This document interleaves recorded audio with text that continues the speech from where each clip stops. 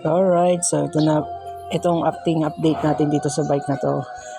So magkakaroon tayo ng changes and upgrade sa accessories kasi yung luma kong taillights sinira to ng mga bata dati. May isang makulit dito na pinakailaman to. Hindi ko na-enable yung alarm para malaman ko kung may gumalaw or what. Pero ayan, may tabagay na to. Pero pwede pa tong pinaka taillight. Yung pangkabit lang hindi na.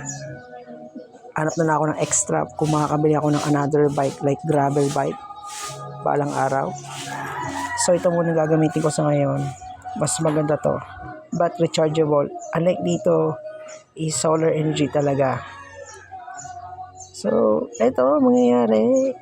Ikakabit ko na lang to. Hindi to safe pag walang taillights. Signal yan eh.